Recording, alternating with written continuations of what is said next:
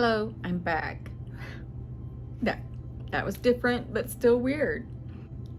I was at work today thinking of a variety of things, and I kind of got information brought to me, like a channel, not sure from who, never really know for sure from who, but I kind of want to talk about it.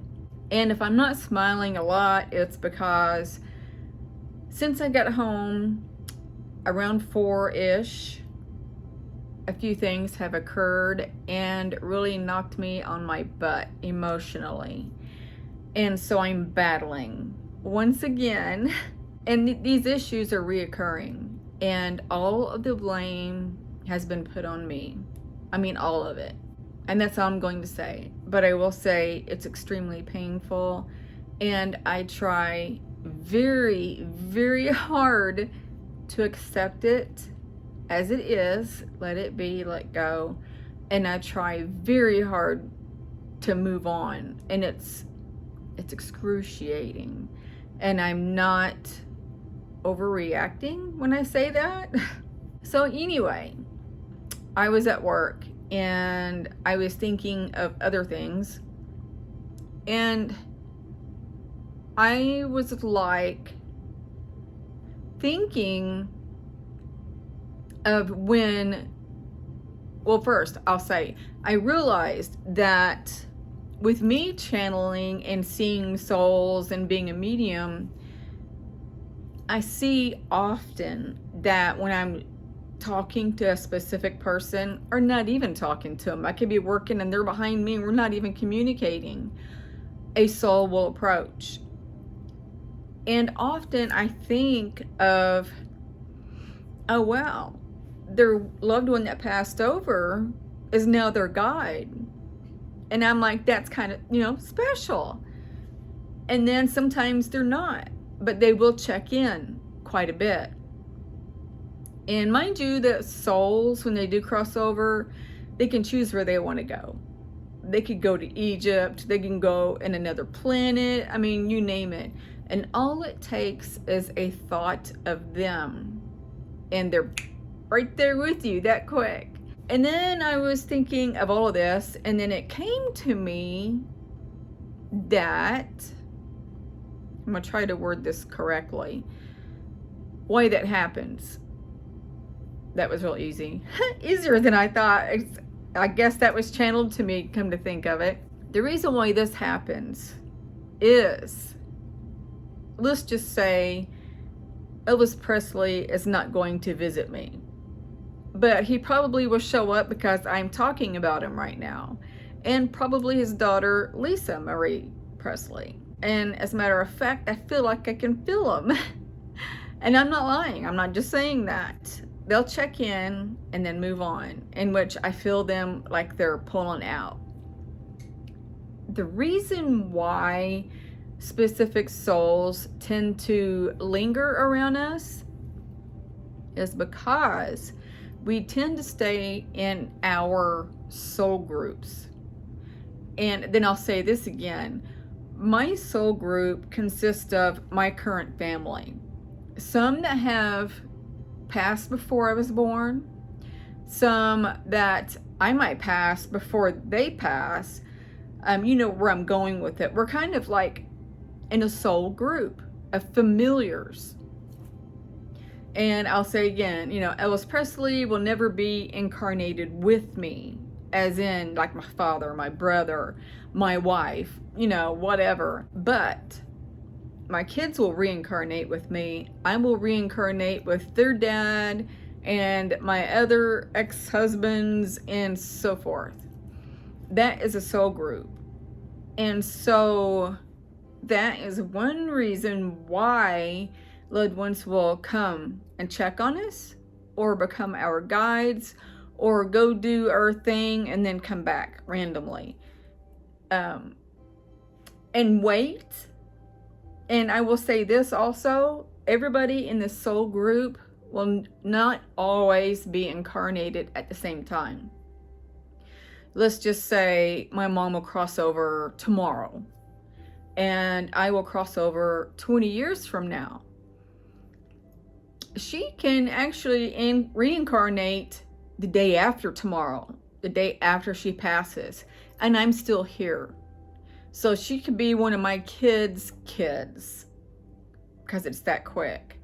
Or it might take me 50 more years to cross over, and she could reincarnate in 5.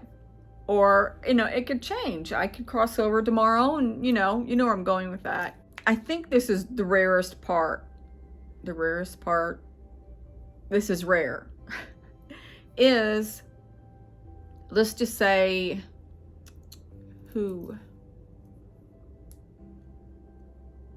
I can't think of a loved one that I knew. Oh, okay, let me say this.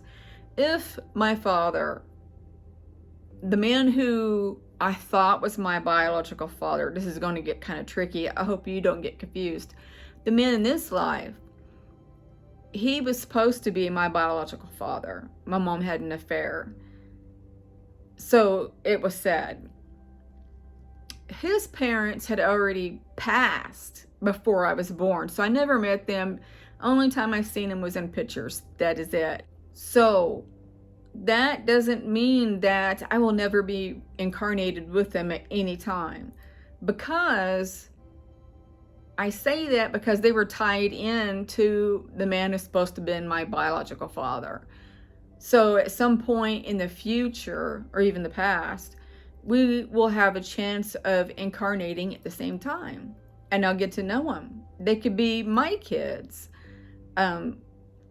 Actually, my son and one of my daughters could be them.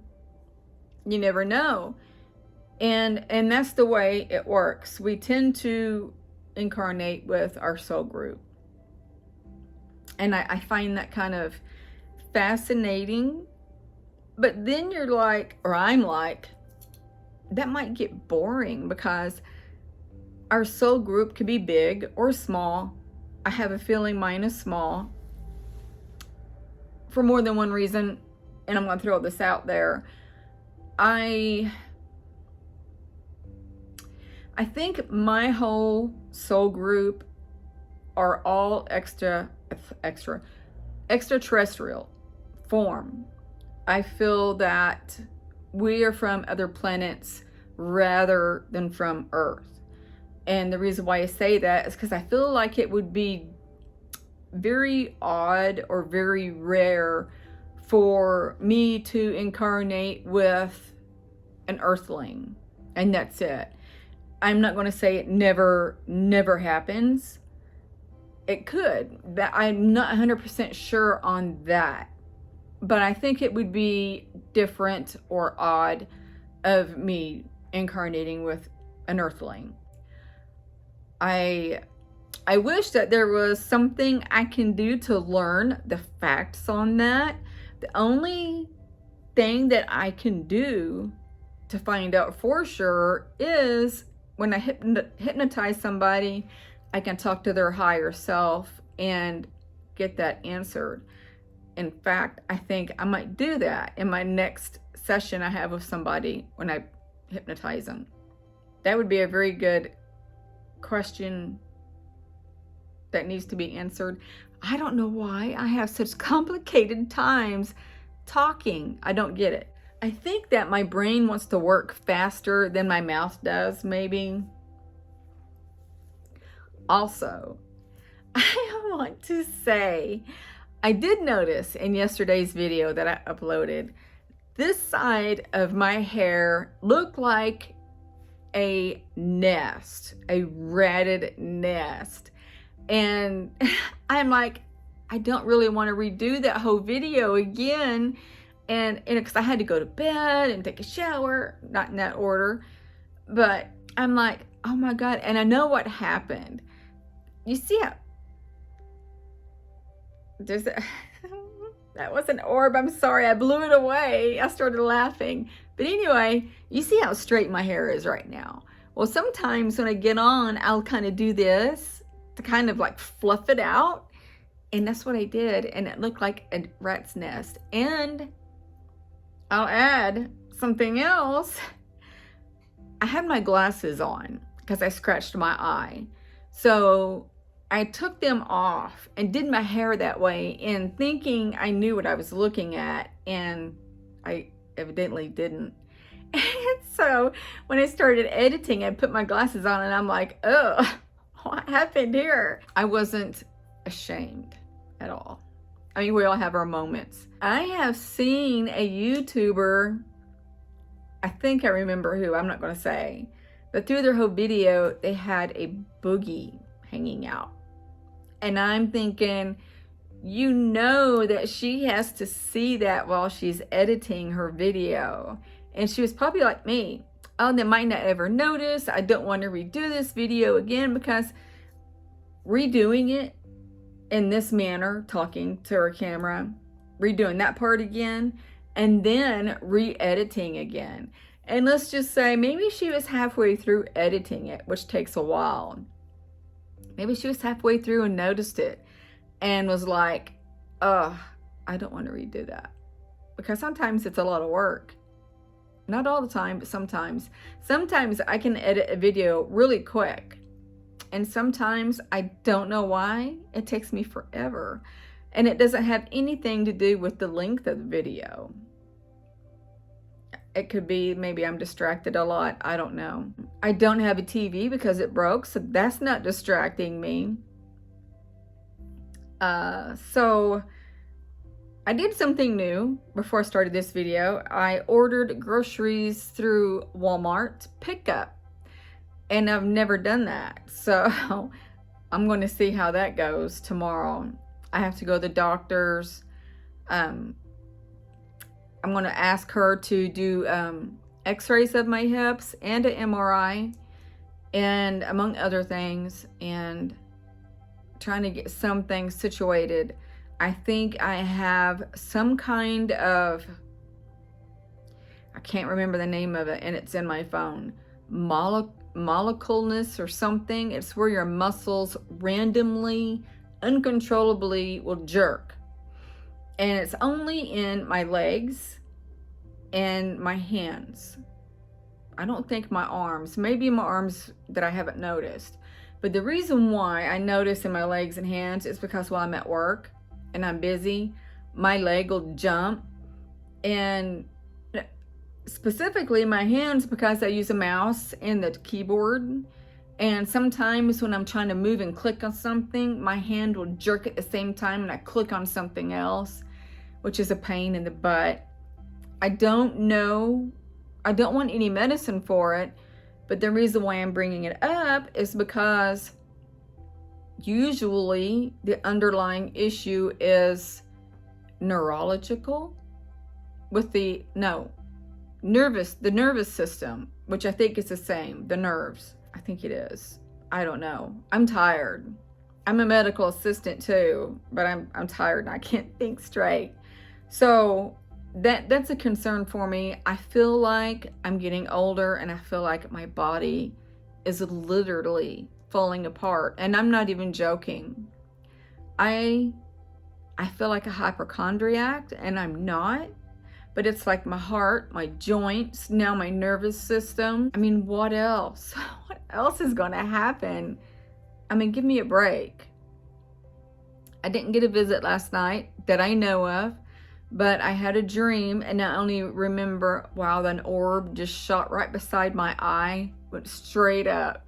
Anyway, my dream was I was in training for something, and I want to say the man that I really don't remember what he looked like, that was talking to me was my soulmate, Ezekiel.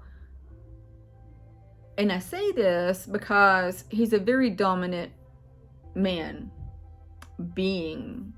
I guess a man being, I don't know. Are extraterrestrial men called the same thing as earth men? They're called men? I don't know. Ezekiel is a very dominant man, but he's not like an asshole dominant man. He's dominant as in, this is my soulmate, I will protect her at all costs kind of guy. I feel safe, I feel secure, I feel loved, I feel comforted. Everything that in my opinion, a true man should be, but but not abuse the fact that he is a dominant man and that he loves deeply and greatly, but he is very protective also. And in this dream, this man was telling me that I needed to start training. And I looked at him and I remember saying, I really don't want to do that. And this was the funniest part. And I know it means something else than what was shown to me in the dream. It had something to do with like martial arts. And I had to limber up my legs where I can kick straight up and high instead of like straight out. And I remember saying, I really don't want to do that, because I never liked doing that, like the splits, you know. Something always told me that doing that to your body parts has got to be eventually painful, like you're going to get arthritis kind of thing. And he said very sternly, it was either that you need to or you have to or whatever. And I got the look, which I don't remember seeing it, but I knew I was getting it. And I said, okay. And I walked off and I went to whoever was over there that I was supposed to be saying, I'm here for my training. And it was supposed to be doing something with fighting. I will also say, I was with my soulmate on a ship, and I think I've said this before. I was hypnotized, and I was like, bam, on a ship that was mine. I was like captain, a female captain, and I seen myself from behind, kind of like catty corner. I was behind me, but I could see to the side of me. I was in skin tight silver one-piece outfit is what it looked like. I had long blonde hair with big curls on the ends, and beside me was my soulmate. And of course, I couldn't see everything about him, but I knew he was there because I felt him. And I felt so secure and protected and just safe. I felt like he was my bodyguard that was in love with me. And it was just like we complete each other. It was just that kind of feeling. It was just, oh my gosh, you know? And then I heard his voice one time. And this was in a dream, but wasn't a dream. And I think I spoke about this too. They were taking a baby from me, from inside of me.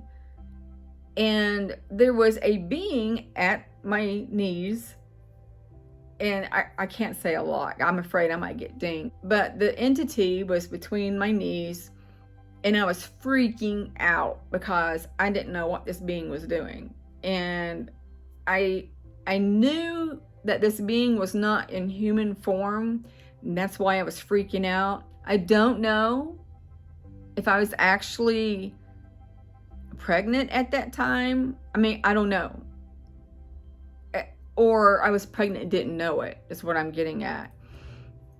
And of course, this was before who I knew who I was. You know what I mean by that. And then I heard a man's voice behind me call me by my name. And I relaxed. It was that I felt protected and safe and loved. And I just relaxed. I got real quiet and I like collapsed in his arms is what it felt like. But I was sitting or laying. It was like a gynecological chair, exam chair or whatever. The next day, I was like thinking of that dream and how weird it was and what was that about and stuff. And that voice. And I remember I fell in love with that voice. That voice sounds familiar and protecting and everything that I've already described him as. And for days, I thought about it and thought about him. You know, who was this guy? Was he an angel? You know, whatever. And something just kept saying he was my angel, my protector. And then I haven't heard his voice since. But now knowing who I am and who he is, extraterrestrials are compared really closely to angels because they're very highly evolved. And sometimes we can we as extraterrestrials can become an angel and then extraterrestrial and vice versa, whatever. As in earthling. But me not hearing that voice again, I felt like he was taken from me because I heard him, in which that wasn't what was going on. But I do wish I could hear his voice. I do wish that I could feel him. I often wondered, there were some times in my life that was pretty bad. There were a couple of times where I should have died. One of those times my organs shut down. One of those times I OD'd trying to unalive myself. I should have crossed over then, no doubt whatsoever. And then a few times where I had the crap beat out of me by my stepdad and boyfriends. And I wondered what he was doing at those times. Was he freaking out? Did he become very protective? Was he angry? I mean, I don't know. But I know he knows that that was in my contract. All of that was in my contract. And they can't interfere. I do know that they have interfered in my life a couple of times, in which I'm grateful for, and I hope they never stop. And I hope they didn't get in trouble for doing so. But maybe also that was in my contract at those times they should have interfered. So this video has turned out very all over the place and very long. I hope I can edit it all and put it up tonight. I'm going to go ahead and end this here. I love you guys tremendously, and know that you all have soulmates too, whether it be here already or on the other side like mine and waiting for me, waiting for you. I love you tremendously, and I'm going to send each and every one of you love, light, and peace. Bye.